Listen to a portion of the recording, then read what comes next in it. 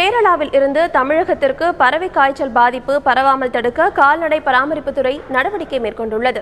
கேரளாவின் மலப்புரம், ஆலப்புழா உள்ளிட்ட பகுதிகளில் கோழிகளுக்கு பறவை காய்ச்சல் பாதிப்பு இருப்பது கண்டறியப்பட்டுள்ளது. இதையடுத்து தமிழக கேரள எல்லைப் பகுதிகளில் உள்ள சோதனை சாவடிகளில் மருத்துவர்கள், ஆய்வாளர்கள் 24 மணி நேரமும் சோதனையில் ஈடுபட்டுள்ளனர். இரு மாநிலங்களுக்கு இடையில் வந்து செல்லும் வாகனங்களுக்கு ஸ்ப்ரே மூலம் கிருமி நாசினி தெளிக்கப்பட்ட பின்னரே அனுமதிக்கப்படுகிறது.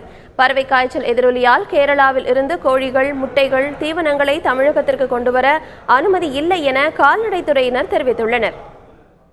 இங்கிருந்து சென்றுவிட்டு திரும்ப வரும் வாகனங்கள் அங்குள்ள கோழிப்பண்ணைகள் நுழைந்துவிட்டு வருவதால் அவற்றிற்கு தீவிரமாக கண்காணிக்கப்பட்டு இந்த வைரஸை அழிக்கும் வண்ணம் chlorine di oxide and citric acid கலந்த கலவை மருந்து முழுவதுமாக தெளிக்கப்பட்டு கிருமி சுத்தம் செய்யப்பட்ட பிறகு தமிழ்நாட்டுக்குள் அனுப்பப்படுகிறது. மேலும் அங்கிருந்து எவ்விதமான உயிருள்ள வாத்து, கோழி ஆகியவை தமிழ்நாட்டுக்குள் அனுப்பப்படாமல் திருப்பி அனுப்பப்பட்டு வருகின்றன.